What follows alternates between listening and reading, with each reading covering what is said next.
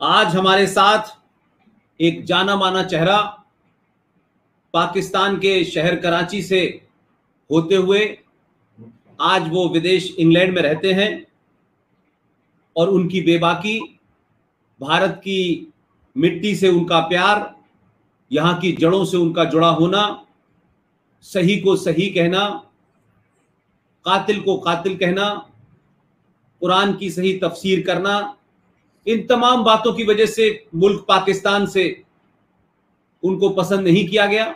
वहां के human rights के बारे में उन्होंने बोला, वहां की आर्मी का जो ह्यूमन राइट्स का वायलेशन है उसके खिलाफ बोला, और ऐसे हालात बने कि उनको मुल्क छोड़ के जाना पड़ा। और एक लंबे समय से आरिफ अजाकिया साहब इंग्लैंड में रह रहे हैं और हिंदुस्तान में मैं समझता हूं आज वो इस वजह से पॉपुलर हैं क्योंकि जो बात यहां के हिंदू को कहनी चाहिए थी, जो बात यहां की मेजॉरिटी को कहनी चाहिए थी, पार्टीशन के बाद और भारत की सियासी लीडरों की वजह से उनके अंदर एक अपोलोजिस्टिक एटीट्यूड है।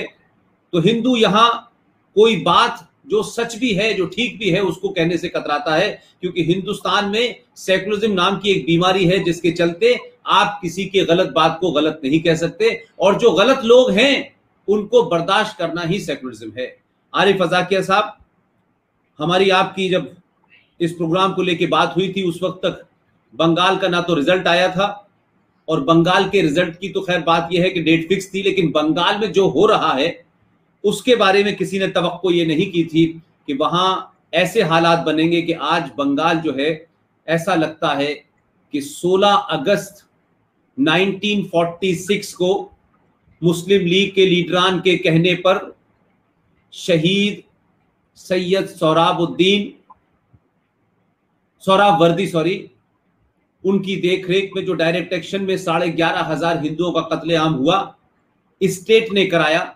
आज ऐसा लगता है लोगों को कि स्टेट की देखरेख में वहां उन तमाम लोगों को जो या तो भारतीय जनता पार्टी के सपोर्टर थे या उनके कार्यकर्ता थे या जिन्होंने वोट दिया, वहां जो हालात हैं पूरा देश देख रहा है, पूरी दुनिया देख रही है। मैं चाहता हूं इस पे आपका सबसे पहला ओपनिंग कमेंट क्या है आरिफ भाई?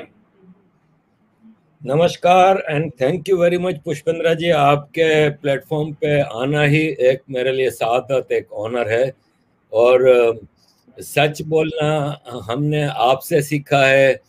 आप जिस तरह बेबाकी से बात करते हैं वो हम जैसे नए सिखाड़ू लोगों को मोटिवेशन देता है कि हम भी सच बोलें। मुझ पे इल्ज़ाम लगता है कि मैं हिंदुओं की चमचागिरी करता हूँ और इसलिए ये चीज़ें कर रहा हूँ। तो इस चमचागिरी का कोई रिवॉर्ड भी तो हो ना। कोई बगैर रिवॉर्ड के तो कोई किसी की चमचागिरी नहीं करता। 200-400 पाउंड अगर यूट्यूब से आ जाते हैं तो लंदन जैसे शहर में 200-400 पाउंड की क्या हैसियत है। लेकिन मैं समझता हूँ कि बीइंग ए मुस्लिम कम्युनिटी ने दुनिया में बेशुमार जगहों पे मजालिम किए हैं, लेकिन जो जुल्म इन्होंने हिंदुस्तान पे ढाए हैं वो शायद कहीं और नहीं ढाए गए। कि दीगर जगह तो लोगों ने कन्वर्ट होके सरेंडर कर दिया और पूरे पूरे देश कन्वर्ट हो गए, लेकिन इस देश की जड़ें, इस सनातन की जड़ें इतनी मजबूत है कि यहाँ पे ये वो लेवल पे कन्वर्जन ना कर सके कि पूरा देश मुसलमान हो जाता। और वो एक ज़ईफ हदीस का सहारा लेके जो गज़वा हिंद का इन्होंने एक शोशा छोड़ा हुआ है, वो आपको कहीं ओरिजिनल जो मुसलमान है अरब उनमें नहीं मिलेगा। आपको ये कहीं इंडोनेशिया में, मलेशिया में गज़वा हिंद का पता भी नहीं है किसी को। ये शोशे अंग्रेज़ों के ज़माने में भारत में छोड़े गए और फिर पाकिस्तान को इसी नज़रिए की बुनियाद पर बनाया गया। तो मैं समझता हूँ कि इस देश ने बहुत जुल्म उठाए हैं। आज आप बंगाल की बात कर रहे हैं, यहाँ तो चप्पे चप्पे पे हो रहा है। जो बंगाल में आज हुआ वही बंगलोर में भी तो हुआ था, वही दिल्ली में भी तो हुआ था, वही केरला में रोज की बुनियाद पे हो रहा है। तो ये इस देश की बदकिस्मती है कि यहाँ पे मुसलमान तो जुल्म करता है लेकिन हिंदू खामोश रहता है। और हिंदू आज भी अपने हुकूक के लिए आवाज नहीं उठा रहा। उस पर हम बाद में आते हैं। बंगाल के हवाले से देखें, इलेक्शन से पहले तो नजर ये आ रहा था कि बीजेपी वहाँ पे बहुत बड़ा ब्रेक थ्रू करेगी और टीएमसी वहाँ पे अपनी मेजॉरिटी इतनी नहीं ला सकेगी। हंग पार्लियामेंट की तो बात हो रही थी, लेकिन टीएमसी को 2/3 मेजोरिटी मिलने का कोई कहीं चांस नहीं था। लेकिन ये भी भारत का इतिहास रहा है कि मुसलमान इन्वेडर तो ईस्ट से आते रहे, लेकिन अंग्रेज इन्वेडर ने भारत में इन्वेजन किया था वेस्ट से, ईस्ट से किया था। मुसलमान तो वेस्ट से आते थे, अफगानिस्तान से, और इधर उधर सिंध इनका दरवाजा होता था। लेकिन अंग्रेज ने और जो यूरोपियन इन्वेडर्स आए वो शिपों के जरिए, तो उनके लिए भी आसान तो होता था कि बम्बई वगैरह से आते, लेकिन वो कलकत्ता से आए, वो बंगाल से आए। और उस जमाने में ये एक परसेप्शन था कि भारत को फतह करना है तो बंगाल को फतह कर लो। अब हम देख रहे थे कि जब इलेक्शंस में रैलियां निकलनी शुरू हुई और लाखों लोग मोदी जी और अमित शाह जी की रैलियों में जाने लगे, और एक हिंदू वोट पहली बार मैटर करने लगा स्टेट इलेक्शंस में, तो उस वक्त एक साजिश ने, मेरी नजर में, मैं गलत भी हो सकता हूँ, एक साजिश ने जोर पकड़ा, एक इंटरनेशनल साजिश। क्योंकि आफ्टर ऑल भारत के अंदर जो भी होता है ना, उसमें इंटरनेशनल किरदार होता है। एक साजिश शुरू हुई जिसमें पहले तो कोरोना अचानक ही बहुत तेजी से बढ़ा, और जिसका कोई कहीं हिसाब किताब नहीं था। भारत ने बड़ा खूबसूरती से कंट्रोल कर लिया था, इस हद तक कंट्रोल कर लिया था कि दुनिया को सप्लाई जा रही थी दवाइयों की और वैक्सीनेशन की। लेकिन अचानक भारत में बढ़ता है।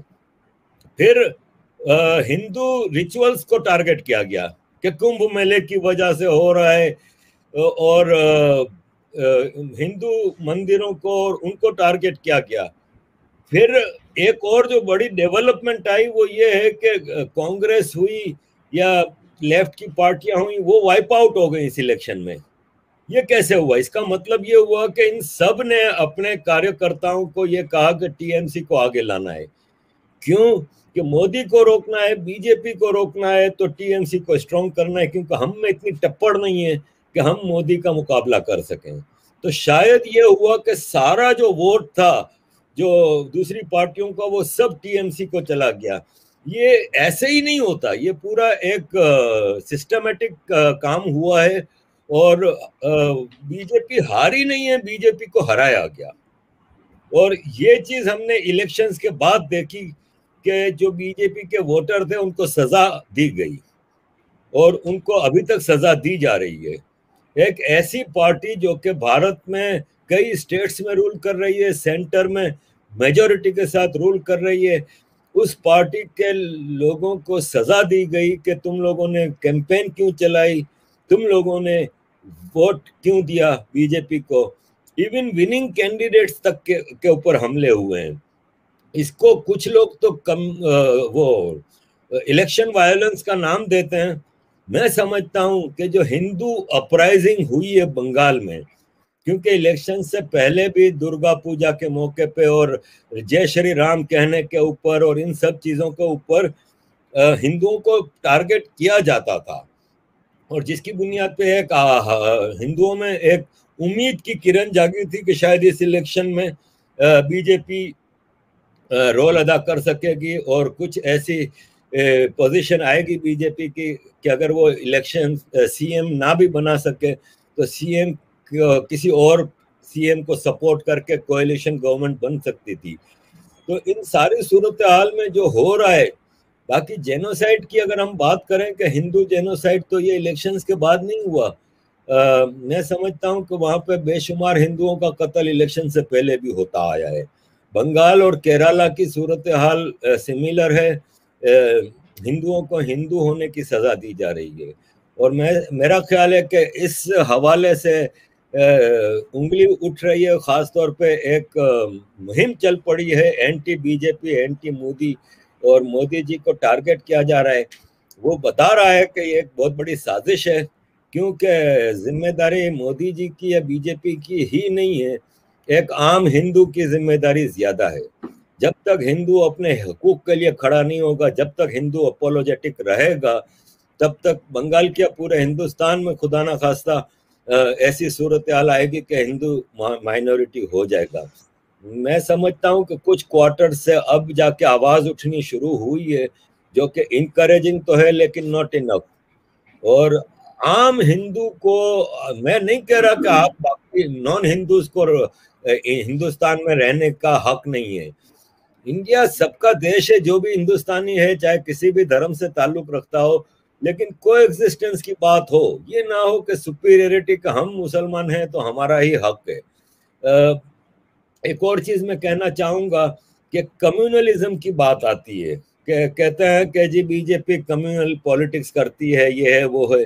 तो बिहार के इलेक्शन में जब अवैसी की पार्टी सारी मुसलमान सीटें ले गई तो किसी एक क्वार्टर से ये आवाज नहीं उठी कि वो कम्युनल है। आज मुसलमानों ने सारा का सारा वोट टीएमसी को दिया है, तो ये आवाज नहीं उठ रही कि ये कम्युनल पॉलिटिक्स हो रही है। लेकिन बीजेपी की जो पॉपुलैरिटी है और इमेज है उसको जबरदस्ती टार्निश किया जाता है ये कह के कि ये कम्युनल है। तो फिर बीजेपी की भी जिम्मेदारी है कि अब वो अपीजमेंट को रोके, सबका विकास, सबका विश्वास, अब उसकी जरूरत नहीं रहती। जिन लोगों ने आपको वोट दिया है आप उनको मान दें और उनके लिए कम से कम वो मेजॉरिटी है। ये कहीं नहीं होता दुनिया में कि आप माइनॉरिटी को खुश करने के लिए मेजॉरिटी को बलि का बकरा बनाते रहे। आफ्टर ऑल मेजॉरिटी ने बीजेपी को पूरे देश में वोट दिया है, तो बीजेपी जो अपने ये जो एक इलेक्शन मैनिफेस्टो के इम्प्लीमेंटेशन का काम किया था, आर्टिकल 370 को खत्म करके, तो ट्रिपल तलाक है, सिटीजन अमेंडमेंट एक्ट है, वो फुल स्टॉप लग गया है। और इसके बाद कोई नया इम्प्लीमेंटेशन अपने मैनिफेस्टो, जिसके लिए कि बीजेपी को सेंटर में मेजॉरिटी ने वोट दिया है, मैं समझता हूं अब उस पर काम करना चाहिए और इलेक्शंस पॉलिटिक्स से अब हट के बीजेपी को सोचना होगा।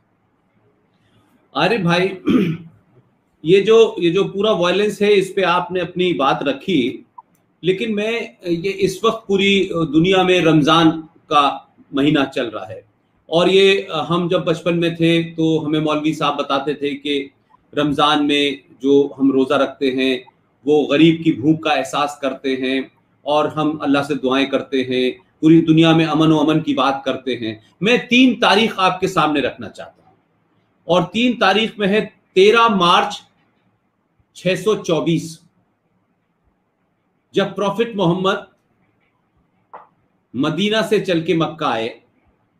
उनके आने के 2 साल बाद जंगे बद्र की ये डेट है 13 मार्च की, और उस वक्त रमजान का पाक महीना चल रहा था। जब ये कहा जाता है कि पूरी दुनिया में अमन की बात होगी, दुआओं की बात होगी, गरीबों की बात होगी, जो भूखे हैं उनके, ये उस वक्त भी रमजान थे, उस वक्त भी 17वां रोजा था। और 16 अगस्त 1946 को जब सोहरावर्दी नाम का एक मुस्लिम लीग का चीफ मिनिस्टर यूनाइटेड बंगाल में था, जब डायरेक्ट एक्शन किया गया हिंदुओं के खिलाफ, उस वक्त भी 17वां रोजा था और रमजान का महीना था।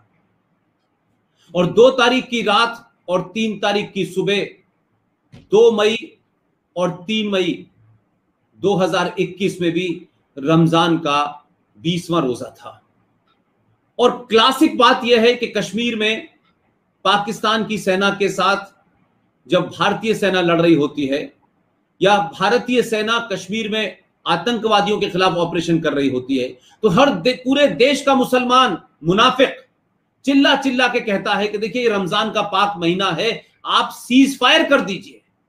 कश्मीर के तमाम लोग सीज फायर चाहते थे और वो भारतीय सेना से चाहते थे। ये मैंने 3 डेट इसलिए दी आरिफ भाई कि अगर इस बहुत ही पाक महीने की इतनी ज्यादा बातें कही जाती हैं, तो जो मुसलमान इस वक्त वीरभूम के नरौर गांव में कर रहे हैं, जहां 1000 फैमिली भाग गई है, कुल्हाड़ियों से तलवारों से गर्दनें काट रहे हैं, आप औरतों का रेप कर रहे हैं, मोलेस्टेशन कर रहे हैं, घर जला रहे हैं, रमजान का महीना है, ये पाक काम कर रहे हैं। तो मैं कह रहा हूं कि क्या बदला 624 से लेकर के 16 अगस्त 1946 और 3 मई 2021 में बदला क्या? तो ये सिर्फ क्या एडवर्टाइजमेंट है कि रमजान पाक महीना हमें हमें सेक्रीफाइस करना सिखाता है, हमें दूसरों से मोहब्बत करना सिखाता है, हमें दुआएं करना सिखाता है। ये कौन सा कलर है इस्लाम का, जहां आप रमजान को भी आपकी हरकतों ने, आपकी जलालत ने एक लोगों के मन के अंदर उसके प्रति एक उसकी तही एक खास किस्म का भाव था, इमोशंस था, उसको भी खत्म कर दिया। इस पे आप क्या कहेंगे? देखिए, हमारे यहाँ एक कहा जाता है कि रमजान शुरू होता है तो अल्लाह मियाँ शैतान को बंद कर देते हैं 1 महीने के लिए, और शैतान को पाबंद कर दिया जाता है कि वो बंदों को गुनाह पे उकसाए ना। लेकिन हम ये देखते हैं कि जैसे ही रमजान शुरू होती है, शैतान कैद में चला जाता है तो सारे मुसलमान शैतान बन जाते हैं। ये एक तारीख रही है, ये हमारे यहाँ इतिहास रहा है कि इस्लामिक रिपब्लिक ऑफ पाकिस्तान, एक इस्लामिक देश में, रमजान में सड़े हुए गले हुए फ्रूट की कीमत डबल कर दी जाती है। रमजान में लूट मार का सिलसिला ज्यादा शुरू हो जाता है। रमजान में आम पाकिस्तानी आपको सड़कों पे गुस्सा करते हुए नजर आएगा, जबकि रमजान में रोजे का जो कॉन्सेप्ट है वो खाली भूखा प्यासा रहने का नाम नहीं है, वो अपने नफ्स को कंट्रोल करने का नाम है। लेकिन आपको सड़कों पे हर आदमी एक दूसरे से झगड़ा करता हुआ नजर आएगा। मुझे याद है कि मैं जब मेयर था और कराची में था, तो क्योंकि मैं जब अपनी जिंदगी के शुरू के जो दिन पाकिस्तान में गुजारे, तो मैं भी एक मदरसा छाप आदमी जो कि वहां से पढ़ लिख के बड़ा हुआ था, तो वो सोच रखता था, तो कभी उस नजर से चीजों को नहीं देखा। लेकिन जब 2005 में मैं एक बदला हुआ इंसान होके 15-17 साल परदेश में गुजार के 21 साल के बाद गया था पाकिस्तान, 84 में पाकिस्तान छोड़ा था, 2005 में जब मैं गया तो मैं हैरान रह जाता था कि ये कैसा इस्लामिक माशरा है। देखें, बात दरअसल ये है कि रमजान भी इस्लाम के हिसाब से तो एक मुकद्दस महीना है, लेकिन मुसलमान जितना इसमें शैतानियत करता है इस महीने में, इतना शायद किसी और महीने में ना करता हो। हुसैन शहीद सुहरवर्दी की जो आपने बात की, तो शायद उसी का बेटा हुसैन शहीद सुहरवर्दी बाद में पाकिस्तान का भी प्राइम मिनिस्टर बना था, और उसको फिर जलील करके निकाला गया था, और बेरूत के होटल में उसका कत्ल हुआ था। और उसी के कत्ल के बाद बंगालियों में ज्यादा, फिर पाकिस्तान के बंगालियों में, ईस्ट पाकिस्तान में ज्यादा एक इंसर्जेंसी आई थी, और इन्होंने अपने आप को अनसिक्योर महसूस किया, और आज बांग्लादेश एक आज़ाद देश बना है। तो बंगालियों को भी समझना चाहिए, बंगाली मुसलमानों को भी, कि इस्लाम के नाम पे इनके साथ हमेशा खिलवाड़ किया गया है, और इसी इस्लामिक पाकिस्तानी फौज ने बंगालियों का रेप किया, बंगालियों का कत्लेआम किया, बंगाली इंटेलेक्चुअल्स का कत्लेआम किया, बंगाल का इंटेलेक्चुअल प्रॉपर्टी ढाका यूनिवर्सिटी वगैरह में एक तबाही, एक डिस्ट्रक्शन की दास्तान रकम की गई। तो चाहे वो भारतीय बंगाली हो, चाहे वो बांग्लादेश के बंगाली हो, इनको ये समझना होगा कि बंगाल के लोगों को, चाहे वो हिंदू हो या मुस्लिम, उनको हमेशा किसने बचाया है? ये भारत ने बचाया है। इस भारत ने ही हमेशा इनको बचाया है। बंगाल में तो तारीख रही है कि सिराजुद्दौला के जमाने से बंगाल में हिंदुओं के ऊपर एक जुल्म की पहाड़ तोड़े गए।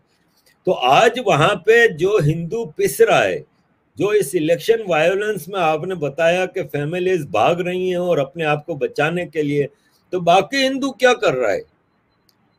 आज भी बंगाल में मेजोरिटी तो हिंदुओं की है ना, वहां पे आज भी मेजोरिटी हिंदू पॉपुलेशन है। बाकी हिंदू क्या कर रहा है? क्या चूड़ियां पहनी हुई हैं?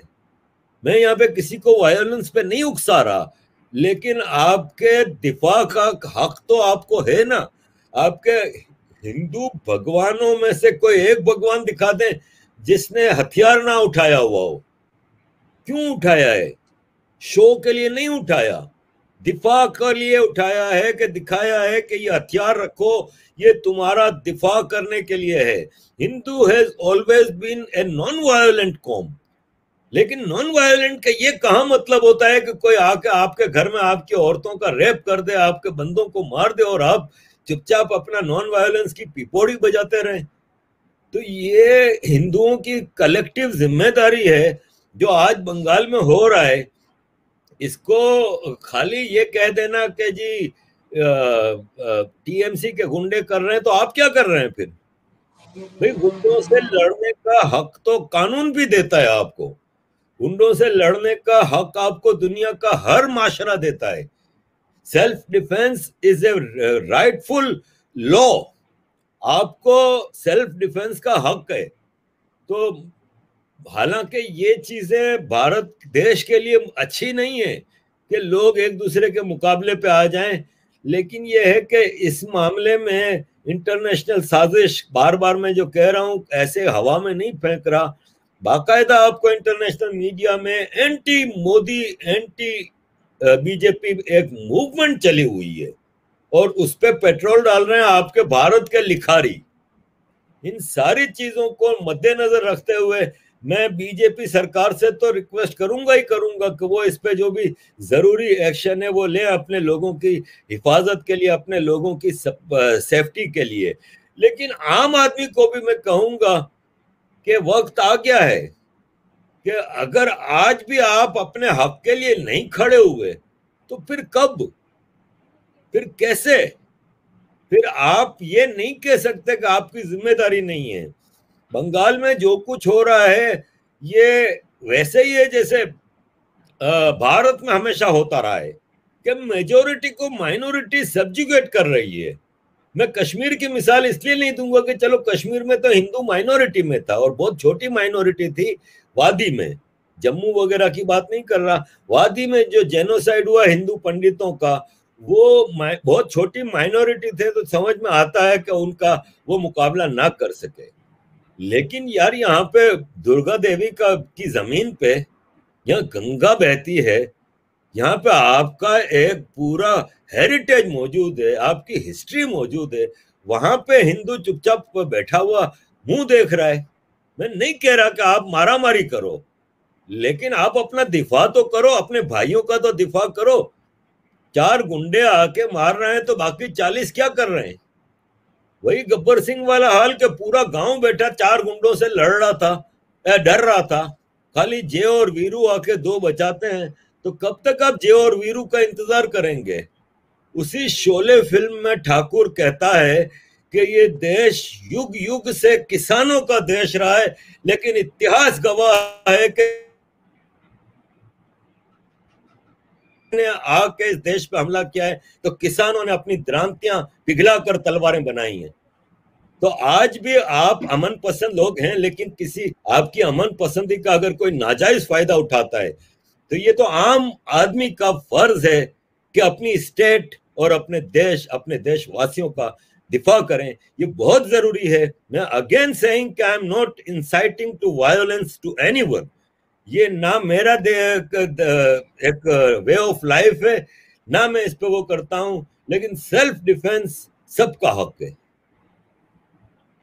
आपने आपने जो जो बातें कही आरिफ भाई, उसमें एक बात बड़ी ऐसी है कि जिसपे मैं चाहता हूं कि और थोड़ा सा आप वो करें। कि एक तो आपने कहा कि वहां जो भी कुछ हो रहा है, वो जब जिस तरीके का वहां अटैक है, तो वहां आम हिंदू को भी उसका मुकाबला करना चाहिए और अपनी जान बचाने का हक है। यहां तक। दूसरी बात आपने कहा, बार बार आपने कहा कि ये एक बैरुल अक़वामी साजिश है और इसके जरिए जो है, एक तो आपने बायोलॉजिकल वॉरफेयर की बात की, जिसको कोविड का भी इसमें हवाला दिया। और इस वक्त कोशिश ये हो रही है कि जो मोदी का हार्डकोर सपोर्टर है, जो मोदी को पिछले लंबे वक्त से लगातार उनको सपोर्ट करता रहा है, तमाम छोटी मोटी शिकायतों के बावजूद भी, इस बंगाल के इलेक्शन के बाद मोदी के खिलाफ मोदी के लोगों को कैसे किया जाए, वो मोदी के हार्डकोर लोगों के मन के अंदर, जहन के अंदर कैसे एक ऐसा डाउट क्रिएट कर दिया जाए कि, और ये जिस तरीके से हो रहा है, मैं समझता हूं कि इस वक्त आप समझ लीजिए कि दुनिया भर के, चाहे वो विदेशों में हिंदुस्तानी रह रहे हो या भारत में रह रहे हो, मैं हूं, जीडी बख्शी हैं, आर एस सिंह साहब हैं, सुशील, हम सब लोगों के पास इतना मैसेज आ रहा है और मोदी को ये करना चाहिए, मोदी ऐसे क्यों नहीं कर रहा, मोदी को फौज भेजना चाहिए, वहां पे प्रेसिडेंट रूल लगा देना, ये तमाम सारी बातें हैं। उससे लगता है कि मोदी के खिलाफ एक माहौल बनाने की कोशिश की जा रही है,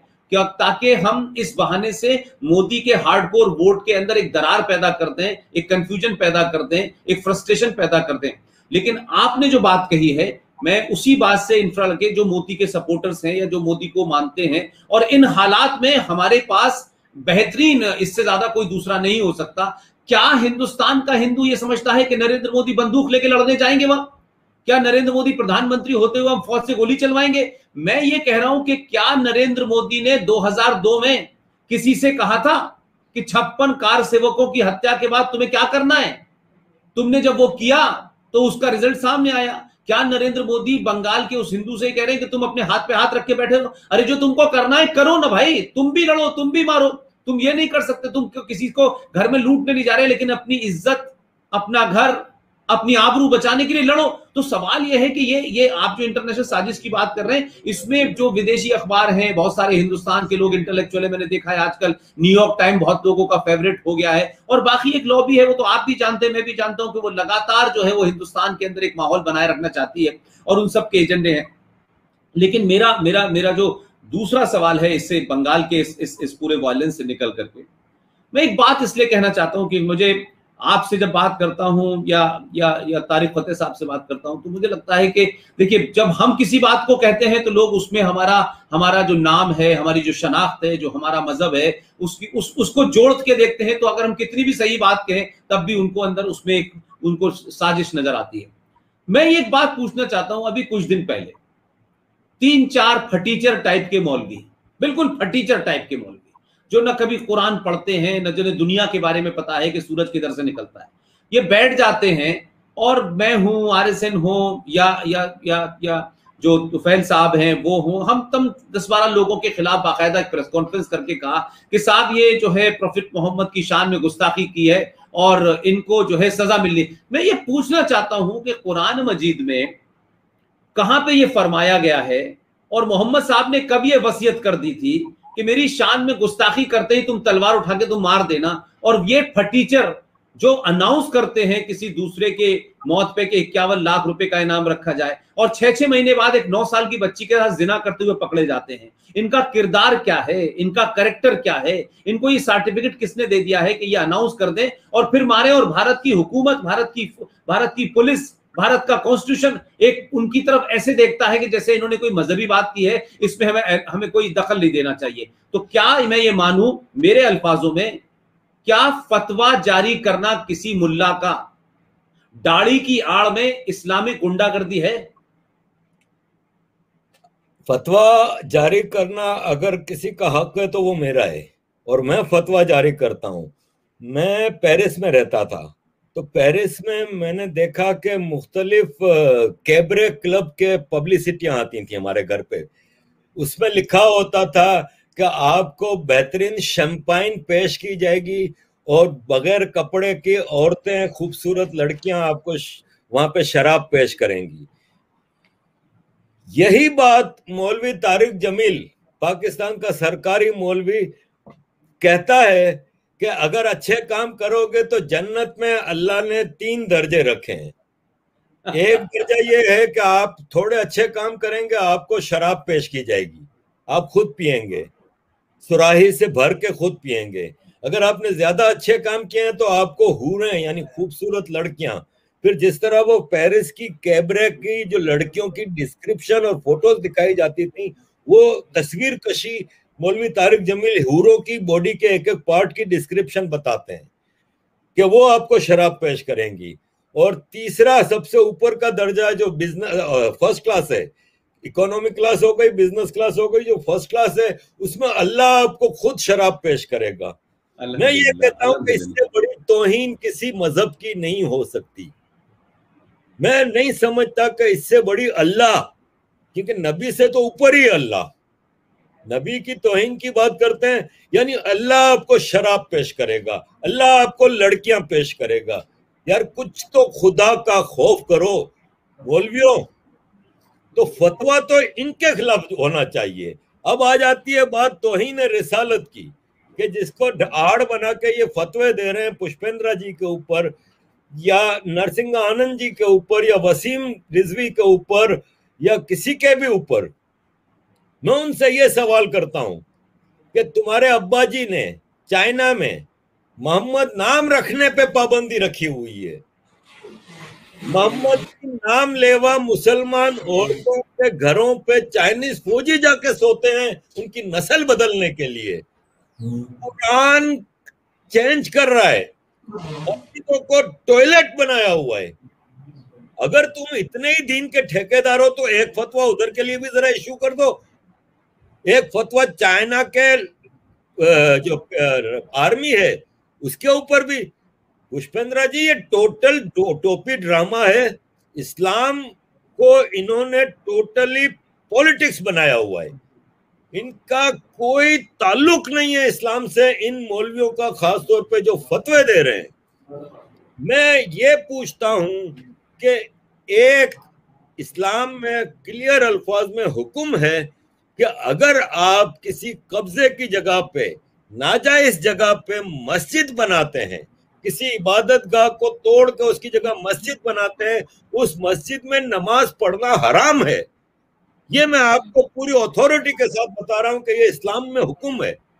लेकिन ये सारे भारत में आधी से ज्यादा मस्जिदें नाजायज जमीनों पे बनी हुई हैं, मंदिरों को तोड़ के बनी हुई हैं, इधर उधर कब्जा करके मजार बना के चारों तरफ दीवार खड़ी करके उधर मस्जिदों में नमाजें हो रही हैं। वो सब हराम है। ये मेरा फतवा है। फतवा अगर ये देने पे आए ना, अगर करेक्ट फतवा, तो मुसलमान भारत का जो है वो परेशान हो जाएगा कि हम जिंदा कैसे रहे। अगर इनको सही मानों में जो इस्लाम किताबों में है वो पढ़ाया जाए तो मुसलमान क्या करने लगे कि यार हमने तो आज तक गलत काम किए हैं सारे। इस्लाम को करेक्ट करना है तो सारे मौलवियों को उल्टा लटका के छित्तर मारे जाएं। एक मौलवी मुझे अपनी जिंदगी में सही नहीं मिला। बचपन में मैंने 7 हज किए हैं, मैंने सैकड़ों उम्रे किए हैं। मेरा सगा भाई जो है वो तबलीगी जमात का, इतनी लंबी दाढ़ी, एक ही भाई है मेरा, तबलीगी जमात में। मैं एक मजहबी फैमिली से ताल्लुक रखता हूँ, लेकिन मैंने कभी कोई करेक्ट मौलवी नहीं देखा। एक हमारे इलाके में मस्जिद होती थी बचपन में, मैं जहाँ पे रमजान का एहतिकाफ करता था, उसके मौलवी को मैं बड़ा ईमानदार और बड़ा करेक्ट समझता था। मैं जब मेयर बन के गया तो उसी इलाके जमशेद टाउन का मेयर बना था। मैं मेयर बना, एक दिन मैं, जाहिर है मुझे नमाज पढ़नी पड़ती थी जुम्मे की, वरना वो मेयर काफिर हो जाता है। तो मैं एक दिन नमाज पढ़ने गया मस्जिद में, तो लोगों का शोर उठा नमाज के बाद, कह रहे मेयर साहब आए, मेयर साहब आए। तो इमाम साहब मुझसे मिलने आए, तो मुझे देख के कहते हैं अरे तुम तो आरिफ नहीं हो। मैंने कहा जी जी मैं वही हूँ, तुमने तो मेरे पास बड़े एहतिकाफ किए हैं। तो मैं उस इमाम को बड़ा करेक्ट समझता था, बहुत अच्छा समझता था। खैर उसने मेरी आओ भगत की, मैं चला गया। अगले दिन मेरे सेक्रेटरी ने मुझे ऑफिस में कहा कि सर वो कोई मौलवी साहब आए, कारी नदीम फारूकी। मैं कहा अच्छा भेजो। आए, साथ में एक लड़का था 18-19 साल का, तो पगड़ी बांधी हुई, दाढ़ी।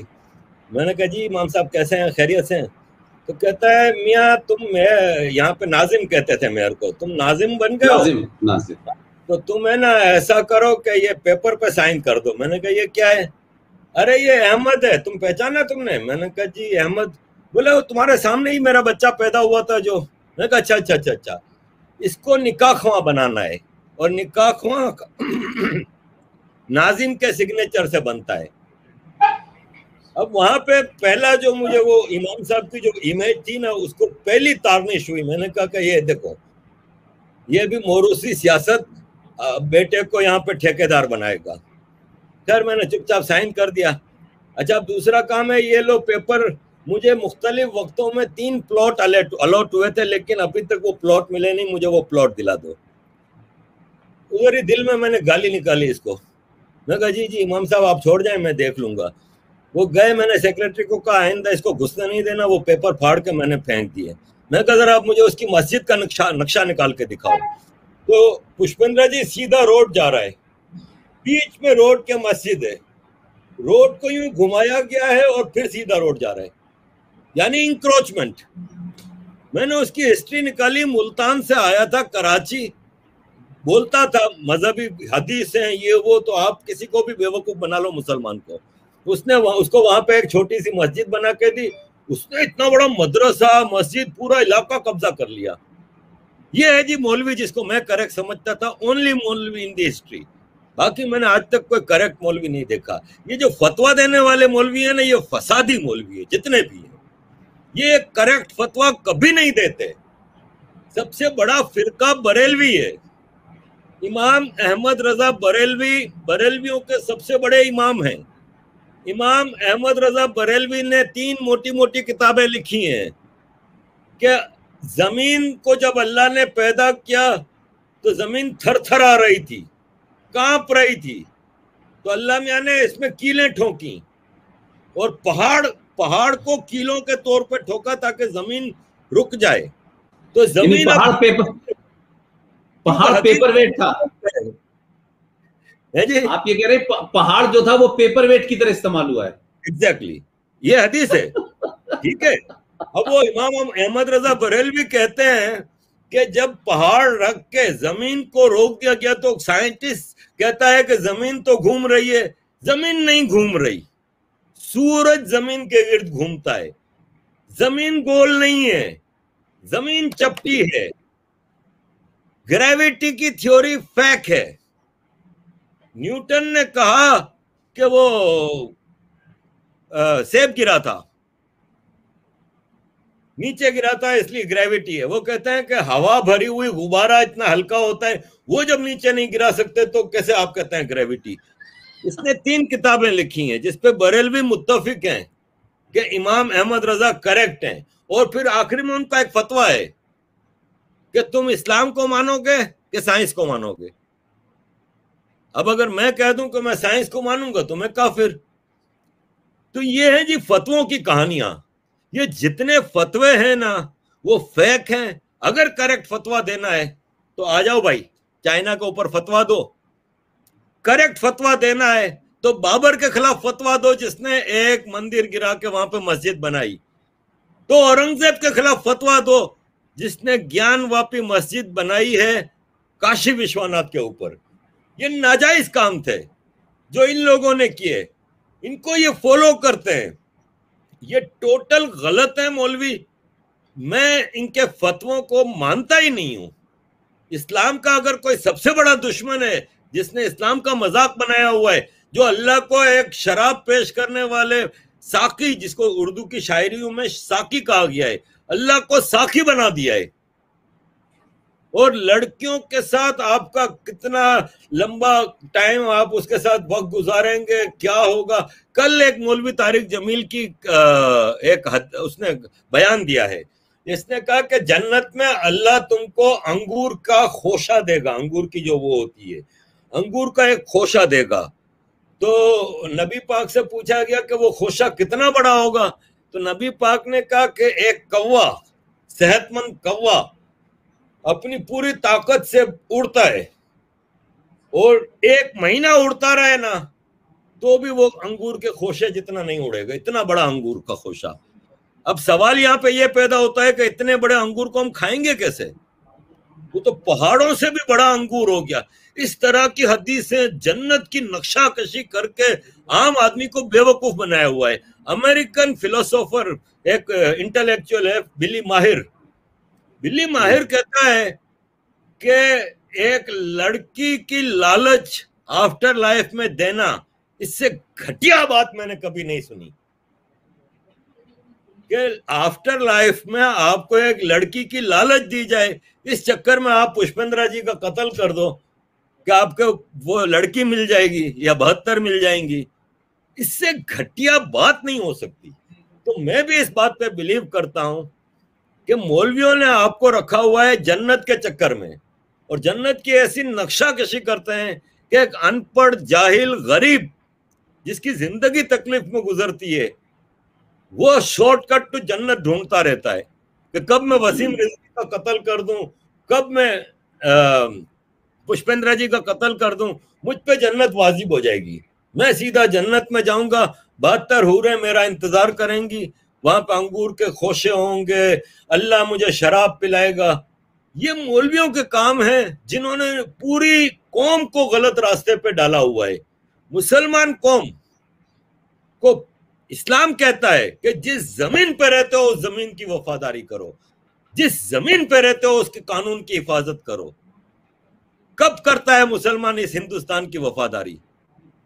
सॉरी टू से, मैं सारे मुसलमानों को नहीं कह रहा, लेकिन बात दरअसल ये है कि इस जमीन ने आपको बहुत कुछ दिया है, इस सरजमीन हिंदुस्तान ने बहुत दिया है इस मुसलमानों को, और माफ किया है। सबसे बड़ी बात, आपके मुल्कों के जुल्मों को माफ किया है। वरना स्पेन में मुसलमानों के साथ क्या हुआ था ये आपको भी अच्छी तरह पता है। शिपों में भर भर के वापस भेजे गए थे और बीच समंदर वो शिप डुबो दिए गए थे। एक एक मुसलमान को पकड़ के कन्वर्ट किया था उस स्पेन। इसके बाद 1492 में मलिका इजाबेल ने जब सल्तनत गरनाता को फतह किया था, इसके बाद चुन चुन के इस्लाम, मुसलमानों के पास दो चॉइस थी, या तो शिप में बैठ जाओ या क्रिश्चियन हो जाओ। और विद इन फ्यू इयर्स पूरे स्पेन से मुसलमान एक भी नहीं था। और अब जाके कुछ सालों पहले इन्होंने मुसलमानों को नेशनलिटी देना शुरू की है स्पेन वालों ने, वरना स्पेन वाले नेशनलिटी तक नहीं देते थे। तुम अगर गिनवाने पे आओ तो इस हिंदुस्तान के तुम पे कितने एहसान आते हैं। वरना अगर ये हिंदू होता स्पेन के क्रिश्चियनों जैसा तो आज एक एक मस्जिद मंदिर होती, आज एक एक मौलवी रुद्राक्षा पहना हुआ होता, या फिर उनको समंदर में डुबो दिया जाता। लेकिन यार तुम इस कौम के एहसान को मानने के बजाय इसी के लोगों के ऊपर फतवे दे रहे हो, ये जुल्म है मेरी नजर में। हमारे यहाँ तो आरिफ भाई एक लाइन उसमें और जोड़ दी गई है। वो तो बात अलग है कि आप किसी को मार देंगे तो वहां जाएंगे और फिर वो पूरा डिस्क्रिप्शन है वहां पे हूरों से लेकर के जन्नत का। यहां तो ये कहा जाता है कि अगर यहां तुमने मार दिया तो इनकी प्रॉपर्टी, इनकी औरतें तुम्हें हूरों की तरह मिलेंगी, और अगर मर गए तो अल्लाह मियां के बारे में बताए। तो ये भी एक तरीके का बड़ा कैच है जिसकी वजह से यहाँ किसी भी बात के ऊपर कत्ल गारत करना बहुत आसान काम है। बहुत छोटी छोटी सी चीज पे, चाहे वो आप रिंकू शर्मा को मार दें, चाहे निकिता को मार दें, तो ये एक ऐसी फिलॉसफी है जिसके तहत विन विन सिचुएशन है। जिंदा रहे तो यहां मिलेंगी औरतें, इनकी प्रॉपर्टी मिलेगी, और वहां चले गए तो अल्लाह मियां ने जो है LIG MIG बना ही रखा है इनके लिए। तो मैं ये कह रहा हूं कि कुल मिलाकर के भारत के अंदर अगर आप ये कहें कि इस्लाम के नाम पर पूरी क्लाइमेक्स है मुनाफकत और मक्कारी की, और इस्लाम के नाम से भारत की हुकूमत को, भारत की पुलिस को, भारत की पॉलिटिकल क्लास को एक इस तरीके से इनडायरेक्टली एक डर क्रिएट किया हुआ है कि ये नहीं होगा तो ऐसा हो जाएगा, ये नहीं हुआ तो वो हो जाएगा। और उससे यहाँ की जो पॉलिटिकल क्लास एक लंबे वक्त से जो है वो इनको अपीज करती रही, तो 2014 के बाद से वो थोड़ा सा अपीजमेंट कम हुआ है। उस वजह से बहुत सारे लोगों की बनी बनाई बहुत सारी अरबों खरबों की प्रॉपर्टियां, उनकी ताकत, उनका जो पूरी की पूरी एक रियासत चल रही थी, उस पर रोक लगी है। लिहाजा आज जिस तरीके की सिचुएशन है कि लगता है कि सिर्फ ये एक आखिरी लड़ाई है, ये जो डिस्पेंसेशन है इस वक्त इस समय सेंटर के अंदर, इसको किसी भी तरीके से वो जो तमाम सफाई जो कर रहा है, वो चाहे धारा 370 हो, 35 हो, या और दूसरे मामला हो, वो उसको कैसे रोका जाए। तो बंगाल का इलेक्शन का बहाना हो, दिल्ली के अंदर आप शाहीन बाग हो, या CA का मामला हो, फिर आप ये किसानों का मामला हो, तो मैं आपसे इसलिए कह रहा हूं कि मैं आपको, ठीक है कि आपका जन्म कहां हुआ, लेकिन आपकी रूट्स गुजरात में है और आप तो सोमनाथ के मंदिर के पास रहने वाले लोग हैं, तो आप उस चीज को समझ सकते हैं। तो भारत की हुकूमत को, भारत के एडमिनिस्ट्रेशन को भारत के आइन के तहत चलना चाहिए, या मुसलमानों के इन नाजायज हरकतों को बर्दाश्त करना चाहिए। और वो बर्दाश्त करते करते जो मेजॉरिटी, जिसका इतिहास ये है कि उसने दुनिया में किसी के ऊपर हमला नहीं किया, कभी हथियार नहीं उठाया, उसके सामने आज रास्ता ये हो गया है कि करो या मरो, इसके अलावा कोई दूसरा उसके सामने रास्ता है। आप भारत की सरकार से, भारत की जो हुकूमत है, या भारत के अंदर जो निजाम है, वो चाहे आप देखें कि बंगाल में हो रहा है, वो तो बहुत सारी जगह एक रूटीन में ही चल रहा है, कोई नई बात नहीं है, कहीं ज्यादा एक कम। क्या करना चाहिए, क्योंकि इस समय देश के अंदर सब लोगों में गुस्सा है कि एक ऐसा जगह जहां से कल्चर पैदा हुआ, जहां से एजुकेशन का रिनासा पैदा हुआ, वहां आज ऐसा लग रहा है कि वहां जंगल राज हो गया है, वहां इंसान को कुल्हाड़ियों से मारा जा रहा है। आप सोचिए कि इस तरीके की पिक्चरें आ रही हैं। ऐसे में मैं सिर्फ ये जानना चाहता हूं कि आरिफ अज़ाकिया, जो जिनकी मिट्टी हिंदुस्तान की है, जिनके आबो-ओ-अदाद हिंदुस्तान के हैं, अगर आप हिंदुस्तान में होते और आप मेरी जगह होते और आप आरिफ अज़ाकिया होते, भारत के शहरी होते, तो आप क्या करते?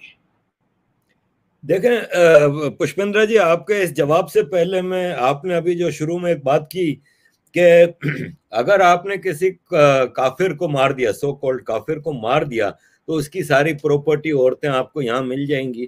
तो ये हमारी हिस्ट्री है।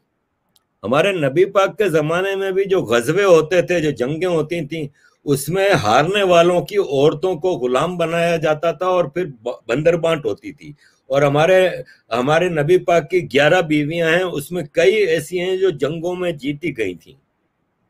तो ये हमारी एक हिस्ट्री है। राजा दाहिर की भी बेटियों को खलीफा इस्लाम के पास भेजा गया था, और उस बेटी ने जब खलीफा इस्लाम के पास दमिश्क में पहुंचने के बाद ये कहा कि मुझे तो मोहम्मद बिन कासिम ने पहले ही मेरा रेप कर दिया, तो खलीफा को बहुत गुस्सा आया और खलीफा ने मोहम्मद बिन कासिम को कहा कि इसको गधे की खाल में लपेट के मेरे पास भेजो। तो वो रास्ते में ही मर गया था मोहम्मद बिन कासिम, मुजाहिद इस्लाम।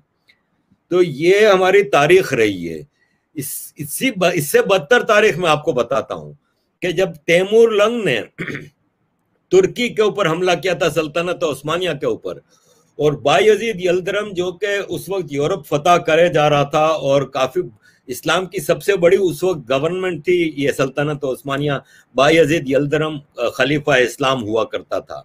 तो तैमूर ने जब उसके साथ जंग की और बायजीद यल्दरम हार गया, तो उसकी औरतों को रात को खेमे में तैमूर ने बायजीद यल्दरम को बांध के रखा और उसकी औरतों के कपड़े उतार के उनको कहा कि रक्स पेश करो और यहाँ पे शराबें सर्व करो।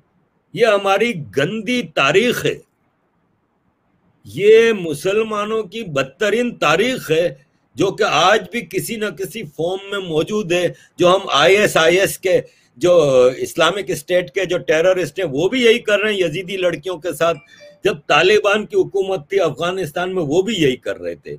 ये हमारी बड़ी बड़ी गंदी तारीख रही है। आपके सवाल की तरफ जाने से पहले मैं एक और बात कहना चाहूंगा। आपने जिक्र किया कि मेरा ताल्लुक सोमनाथ की मंदिर से है, तो मैं लोगों की, मुसलमानों की ख्वाहिश है कि मेरी मौत मदीना में हो, मेरी मौत मक्का में हो।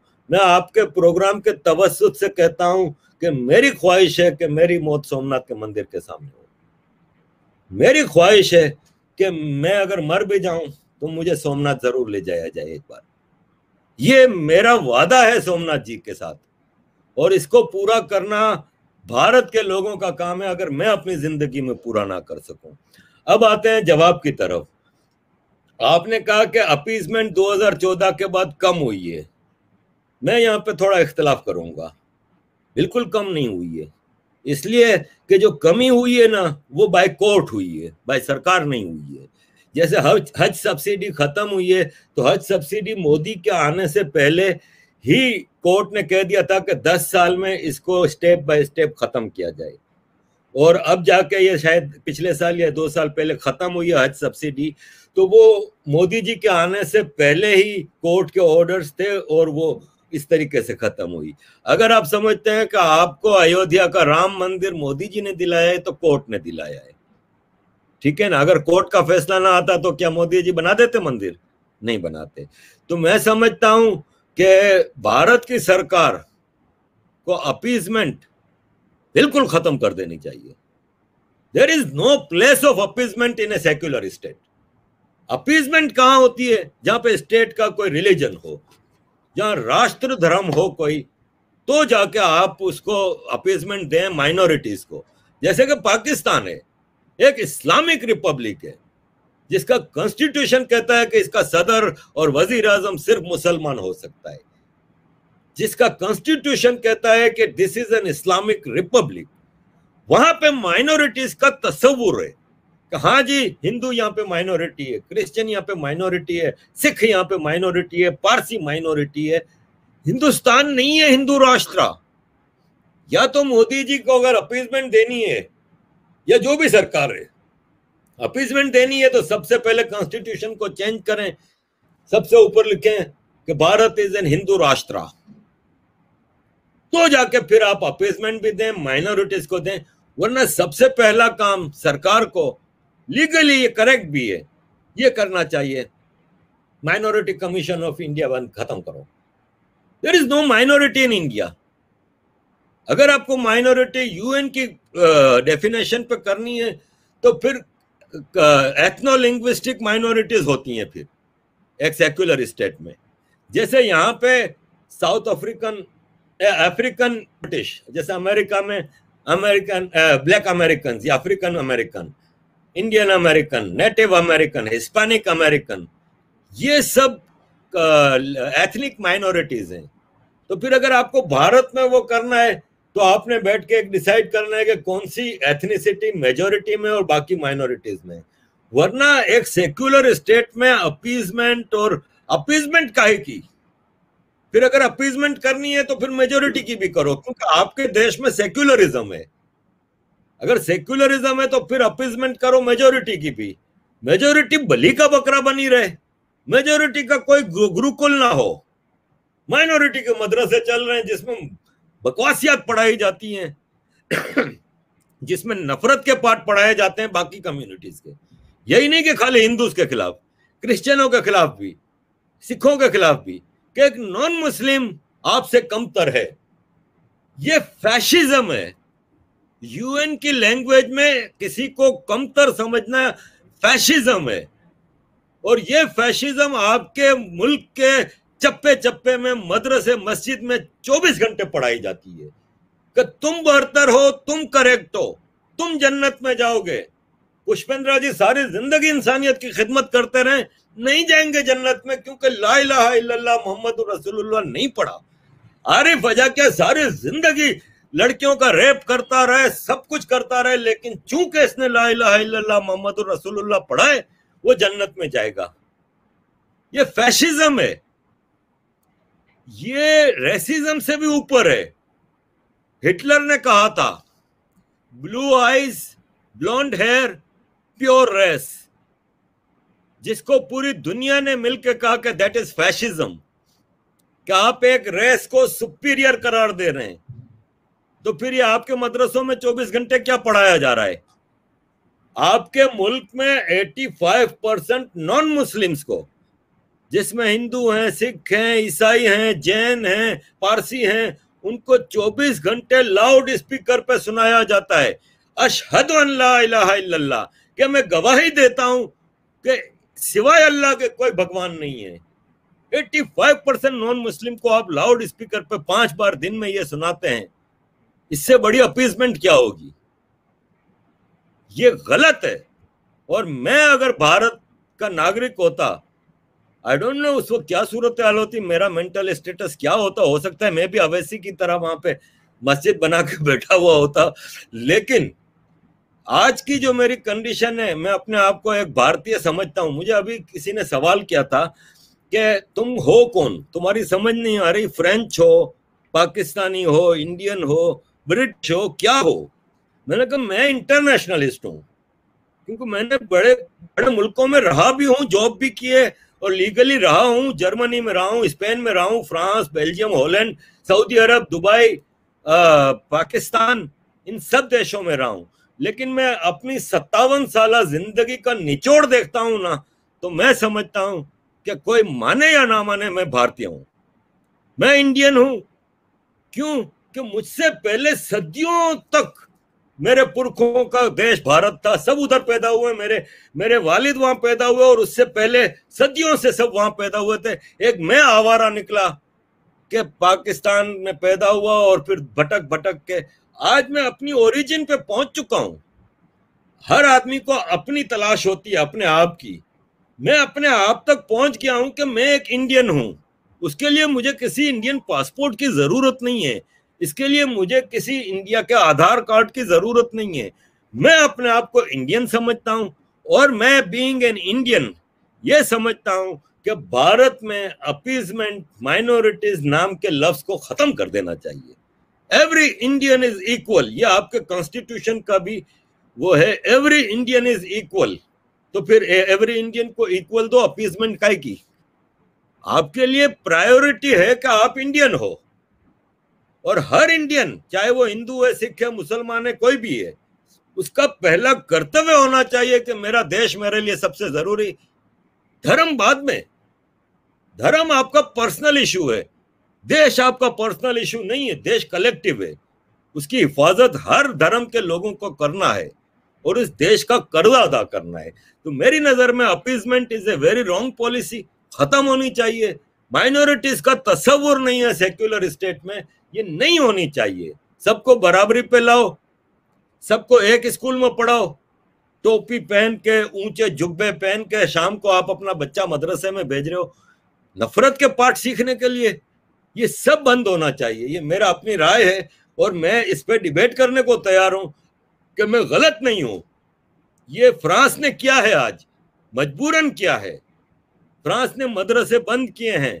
फ्रांस ने कहा है कि every citizen should be French irrespective of their religion, caste, creed, culture. स्कूलों में क्रॉस पहनने की इजाजत नहीं, दाढ़ी रखने की, टोपी पहनने की इजाजत नहीं, हिजाब पहनने की इजाजत नहीं, बुर्का बैन है। फ्रेंच कहता है कि भाई आपका धर्म आप अपने अंदर रखो, भाई दुनिया को दिखाने की जरूरत नहीं है कि तुम किस धर्म से ताल्लुक रखते हो। वो चीजें जरूरी हैं। That is the true spirit of secularism. इस इंग्लैंड में अभी तक वो सेक्युलरिज्म करेक्ट नहीं आया। आज यहाँ भी बड़ी अपीजमेंटें चलती हैं, ठीक है, फंडिंग नहीं होती, लेकिन मदरसे यहाँ भी चल रहे हैं और सब चीजें हो रही हैं। इसको रोकना होगा और भारत जैसे देश को करेक्ट करना है तो भारत की सरकार का फर्ज है कि बैकलैश आएगा। कुछ नहीं किया है तो इतना इंटरनेशनल प्रोपेगेंडा हो रहा है तो कुछ करके भाई थोड़ा बर्दाश्त कर लो। कुछ नहीं करके पूरी दुनिया चीख रही है कि हिंदुत्व, हिंदू एक्सट्रीमिज्म। मुझे जरा दिखा दे बीजेपी ने कहाँ कोई हिंदू एक्सट्रीमिज्म दिखाई है। जरा मुझे कोई कहीं से दिखा दे कि बीजेपी ने हिंदू एक्सट्रीमिज्म कहाँ दिखाई है। जब नहीं किया तो आपके ऊपर लेबल लगे हुए हैं, न्यूयॉर्क टाइम्स, बीबीसी, पूरी दुनिया चीख रही है। तो कुछ करके बदनाम हो तो अच्छा है। लेकिन जो बात आप कह रहे हैं कि इस हिसाब से आज के इस मॉडर्न युग के अंदर जो फ्रांस ने लाइन ली है वो लाइन भारत को फॉलो करनी चाहिए और बिना डर के करनी चाहिए और उसको स्ट्रांगली नाफिज करनी चाहिए। लेकिन दूसरा सवाल यह है कि पाकिस्तान में जो एक जमात है तहरीक-ए-लबैक, जिसका अभी आपने पूरे पाकिस्तान में देखा, उसने जिस तरीके से पाकिस्तान के उस सूडो इस्लाम को एक्सपोज कर दिया कि आपका जो मुसलमान फ्रांस में रह रहा है, जो वहां बड़ी आराम की जिंदगी की बात कर रहा है, आप पाकिस्तान से तो फ्रांस के लोगों को निकालने के लिए आग बबूला हो रहे हो, दंगे कर रहे हो। फ्रांस से अगर मुसलमान निकलेगा तो वो कहां जाएगा? तो फ्रांस के मुसलमान, जो पाकिस्तानी मुसलमान वहां रह रहे हैं, उनका इस पे क्या रद्द अमल है? वो क्या कह रहे हैं? उनकी आपसे जब बातचीत होती है तो उनको क्या क्या लगता है इससे? देखें, पहली बात तो ये कि पाकिस्तान की सरकार जो है, मिनिस्ट्री ऑफ फॉरेन अफेयर्स है, फॉरेन सेक्रेटरी जो हैं, उन्होंने इस वाकये के बाद, टीएलपी वाले वाकये के बाद फ्रेंच एम्बेसडर से मुलाकात की और उसमें हाथ जोड़ के कहा कि सरकार, आपको कोई नहीं निकाल सकता, आप माए बाप हो इस मुल्क के और हम आपके भिखारी हैं, हम आपके मोहताज हैं। आप समेत जितने भी यहाँ पे फॉरेन डेलीगेट्स हैं वो उनकी हिफाजत करना हमारा फर्ज है और आपको कोई नहीं निकाल सकता। ये सब थोड़ा बहुत पॉलिटिक्स होती है। टीएलपी ने जो किया वो आर्मी के कहने पे किया। इमरान खान घुटनों पे है और उसको नीचे गिराने के लिए। मुझे ये बताएं कि टीएलपी ने इतना बड़ा कांड किया कि फ्रेंच सफीर को निकालो वरना हम नहीं जाएंगे वापस। मुल्क भर में आग लगा दी, कराची, इस्लामाबाद, हर जगह, लाहौर। ऐसा क्या हुआ कि वापस चले गए? ना तो सफीर निकला, ना नेशनल असेंबली में रेजोल्यूशन भी पास नहीं हुआ, तो वापस कैसे चले गए? इसलिए कि आप, एक गुड्डा होता है चाबी वाला, आर्मी ने चाबी भर के थोड़ी देर चला दिया, बटन दबा के बंद कर दिया कि चल भाई बंद हो जाओ, बंद हो गए। ये सब ढकोसले हैं। अब आपने कहा कि फ्रांस में रहने वाले, तो मेरे बड़े दोस्त हैं फ्रांस में और वो अंदरूनी तौर पे तो वो भी मुस्लिम हैं, पक्के मुस्लिम हैं। अंदरूनी तौर पे तो नहीं, फ्रांस जुल्म कर रहा है और ये वो, लेकिन ओपनली वो नहीं कह सकते क्योंकि इनको पता है कि जो अय्याशी हम यहाँ पे कर रहे हैं, जो religious freedom even today France में जो मुसलमान एंजॉय कर रहा है वो पाकिस्तान में नहीं है। पाकिस्तान में कल मैं एक मौलवी का खुतबा सुन रहा था जिसने कहा कि दुनिया में सबसे बदतर लोग, सबसे बदबख्त लोग शिया हैं। इसने कहा, हाँ, इसने कहा कि शिया इस्लाम के नाम पे धब्बा हैं। पाकिस्तान की 20% आबादी है शिया। फिर इसने कहा कि इस्लाम में पहले 100 साल में एक ही फिरका इजाद हुआ था, वो था शिया। दो हुए थे, खारजी और शिया, हजरत अली के जमाने में। खारजियों को तो खत्म कर दिया, शिया रह गया। फिर इसने कहा दूसरे 100 साल में शियाओं में एक फिरका आया इमामों के ऊपर, आगा खानी बने और ये वो। इसने कहा इसके बाद 800 साल तक कोई नया फिरका नहीं बना। फिर जब अंग्रेज दुनिया पे रूल करने लगा तो अंग्रेज ने वहाबी फिरका बनाया। अपने एस्टूजीज अब्दुल वहाब और सऊद, किंग सऊद, सऊदी अरब का जो था, इन दोनों के एमलगमेशन से एक फिरका बनाया वहाबिज्म। फिर अंग्रेज ने उस वहाबिज्म की ब्रांचें खोली दुनिया के सबसे बड़े मुस्लिम देश भारत में। देवबंदी, जमात इस्लामी, तबलीगी जमात, ये सब फिरके बने भारत में। तो बाकी जो मुसलमान रह गए वो बरेलवी हो गए, फिर सुन्नी से बरेलवी। ये सब फिरके जितने भी हैं, देवबंदी, अहले हदीस, तबलीगी जमात, वहाबी, ये सब सुन्नियों के फिरके हैं, लेकिन ये नए फिरके बन गए। तो फिर बाकी जो सुन्नी थे वो बरेलवी रह गए। तो मैं ये समझता हूं कि इस्लाम में एक दूसरे की बर्दाश्त नहीं है। तो वो जो मैं खुतबा सुन रहा था उसमें वो बता रहा था ये पूरी हिस्ट्री, और उसमें इसने कहा कि देवबंदी मुसलमान नहीं है, बरेलवी बरेलवी मौलवी कह रहा है। तो अंदरूनी तौर पे फ्रांस में कोई भी मसलक का मुसलमान किसी भी मस्जिद में जा सकता है। पाकिस्तान भारत में एक देवबंदी बरेलवी मस्जिद में नहीं जा सकता। कई मस्जिदों में पाकिस्तान में बोर्ड लगा हुआ है कि शियाओं का, देवबंदियों का आना मना है। आप वेटिकन में, आप हिंदू हैं, मैं मुसलमान हूं, हम वेटिकन में जा सकते हैं। आप यहूदियों की मुकद्दस इबादत गाह दीवारे गरिया पे जा सकते हैं, बीइंग हिंदू, मैं बीइंग मुस्लिम। लेकिन कोई भी नॉन मुस्लिम मक्का नहीं जा सकता। आपके किसी भी मंदिर में किसी मुसलमान को ना जाने की इजाजत नहीं है। मैं अभी उठ के यहां पे साउथ हॉल में हिंदुओं के मंदिर में चले जाऊं, मुझे कोई नहीं रोकेगा। मुझे वही इज्जत दी जाएगी जो एक हिंदू को दी जाएगी। लेकिन एक, और मैं बोलूं भी कि मैं मुसलमान हूं तो भी, लेकिन एक हिंदू मस्जिद में चला जाए तो वो मस्जिद नापाक हो जाएगी। मस्जिद को धोएंगे ये बैठ के बाद में, इस हद तक फासिज्म।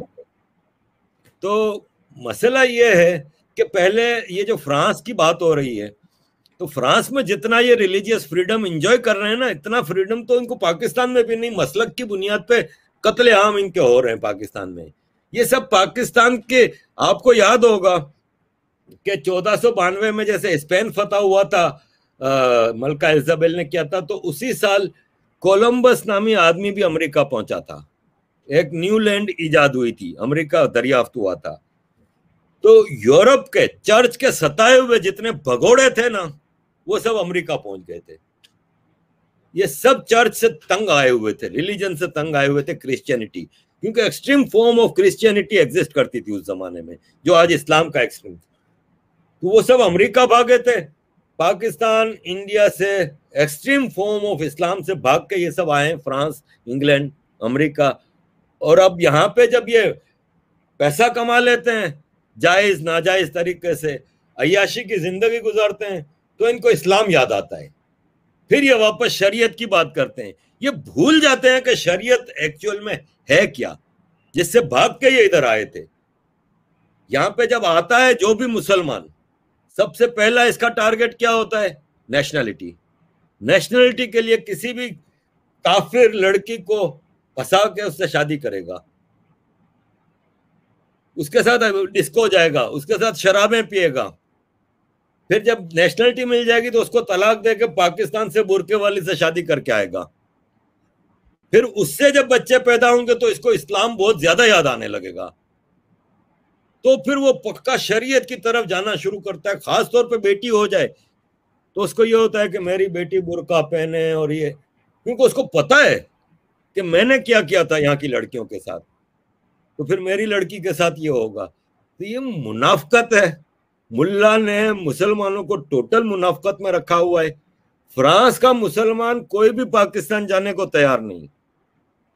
आपको मैं एक चॉइस देता हूं कि आप आज ऐलान कर दें कि यूरोप अमेरिका छोड़ें, बॉर्डर खोल रहे हैं पाकिस्तान और इंडिया के, जिसको यहां आना है यहां आ जाए, जिसको वहां जाना है वहां चला जाए। मैं आपको गारंटी देता हूं 90% पाकिस्तानी इंडिया आ जाएगा। एक भी मुसलमान इस्लामिक रिपब्लिक ऑफ पाकिस्तान में नहीं जाएगा भारत से। उसको पता है कि जो अय्याशी मुझे भारत में हासिल है वो पाकिस्तान के इस्लामिक देश में नहीं है।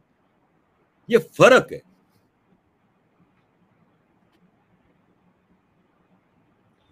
अरे भाई, आपसे कई सारे मौजू पे बात हुई और आपने कहा कि किसी और मामले पे कभी और बात करेंगे।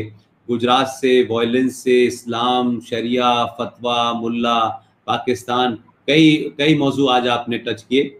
और मैं एक बार फिर आप सेहतमंद रहें, आप खुश रहें और आप इसी वलवले के साथ बोलते रहें। और दुनिया बदले या न बदले, हमारी कोशिश जारी रहेगी। और लोग हमारे बारे में क्या सोचेंगे इसकी भी कभी हमने कोई बहुत वो नहीं की कि क्या लोग कहेंगे। मैं देखिए तमाम सारे इसमें कमेंट आ रहे हैं। जिनको गाली देना है उनके लिए गाली मुबारक, उनका मजहब गाली को दें। हमें जो करना है हम करेंगे। दुनिया हमें किस नज़र से देखेगी इसकी भी हमें कोई बहुत वो नहीं है कि हमको सब अच्छा ही देखें। लेकिन हमसे जो कोशिश हो सकती है, चाहे हम यहाँ रहें या कहीं और रहें, आज भी आप जिस अपने मुल्क से बाहर हैं वहाँ रहते हैं और आप जिस साफ गोई के साथ भारत की बात करते हैं, और जो लोग आपको ये कहते हैं कि आप भारत की चमचागिरी करते हैं, तो मैं कहता हूं कि जिस चमचागिरी तो उसे कहते हैं जिसके बदले में कुछ मिलता हो। आपने तो भारत की नागरिकता तक नहीं ली है। आपकी ख्वाहिश है कि आप अपना जिंदगी का आखिरी सफर जब हो तो वो सोमनाथ मंदिर के पास से हो या उसके सामने से हो। मैं कहता हूं कि अल्लाह आपकी ये ख्वाहिश पूरी करे। आप अभी जिए, लंबे वक्त तक जिए और सेहतमंद रहें। लेकिन अगर वो वक्त आए और आपकी एक ख्वाहिश है तो पता नहीं हम उस वक्त तक होंगे या नहीं होंगे। अगर हम रहे और हमारे वक्त रहते हमको पता चला तो हम इस ख्वाहिश में कोशिश करेंगे कि हम जिंदा रहते हुए तो बहुत कुछ आपके लिए नहीं कर सकते, हम दुआएं कर सकते हैं। आपको एक अच्छा सेहतमंद आरिफ अज़ाकिया देख सकते हैं और आपके जो ख्यालात हैं उससे वो जहालत जहां जहां फैली हुई है उन लोगों को भी कोई रोशनी नजर आए। और हिंदुस्तान में हिंदुओं को इस्लाम क्या है, मुसलमान क्या है, कुरान क्या है, इस्लामिक मुल्क क्या है, ये जो बहुत सारी चीजें यहाँ जो नहीं बताई जाती, जो यहाँ हमेशा इन मौजूद पे बात करने से लोग कतराते हैं। मैं समझता हूँ कि पिछले 4-5 साल के अंदर हिंदुस्तान का हिंदू उन चीजों को एकेडमिकली समझना चाहता है, इंटेलेक्चुअली समझना चाहता है, और उसमें आपका एक बड़ा रोल है। और आप जिस अंदाज में बोलते हैं तो लोगों को ये भरोसा होता है कि एक मुसलमान है, उसे अपने मुसलमान होने पे फख्र है। लेकिन जिस किस्म के मुसलमान की डेफिनेशन, चाहे वो मुल्ला जमील हो या यहाँ हिंदुस्तान में मदनी हो, आप उससे बिल्कुल अलग हैं। आप जब हाथ में रुद्राक्ष पहनते हैं तो वो ये नहीं समझता कि आप हिंदू हो गए हैं, वो ये समझता है कि आपकी पहचान हिंदुस्तानी है, हिंदू है, आपकी मजहब मुसलमान है। उसमें हमें कोई फर्क नहीं पड़ता कि आप मस्जिद में जाएं या आप गुरुद्वारे में जाएं, लेकिन आपकी पहचान मुल्क से बड़ी पहचान नहीं है। मुल्क हमेशा बड़ा होता है, हम सब बहुत छोटे हैं। इसलिए आज की गुफ्तगू में समझता हूं कि कोई 1 घंटे से ऊपर हुई है। हम लोग वक्तन वक्तन इस सिलसिले में और मौजू के साथ और बहुत सारी ऐसी हरकतों के साथ जो ये मुल्ला मौलवी करते रहते हैं, हमें पूरी उम्मीद है कि ये हमें और बहुत ऐसे मौके देंगे कि हम आपसे बातचीत करते हैं। आपका बहुत बहुत शुक्रिया। आप सेहतमंद रहें, सुरक्षित रहें और आप मजबूत रहें और अपने इरादों को कमजोर न पड़ने दें। आरिफ भाई बहुत बहुत शुक्रिया। Thank you sir. मैं आखिर में एक बात कहना चाहूंगा कि बीजेपी ने कुछ दिया हो ना दिया हो, हिंदू को कम से कम जबान दी है। आज हिंदू जो थोड़ा बहुत बोल रहा है वो उसी बुनियाद पे बोल रहा है, और आगे बढ़ बढ़ के बोले, अपने धर्म की, अपनी कल्चर की, अपने देश की हिफाजत करें। और आपका बहुत बहुत शुक्रिया। आप जो मान सम्मान देते हैं वो मेरे लिए बहुत कीमती है। Thank you very much. बहुत बहुत शुक्रिया, बहुत बहुत शुक्रिया आरिफ भाई। खुदा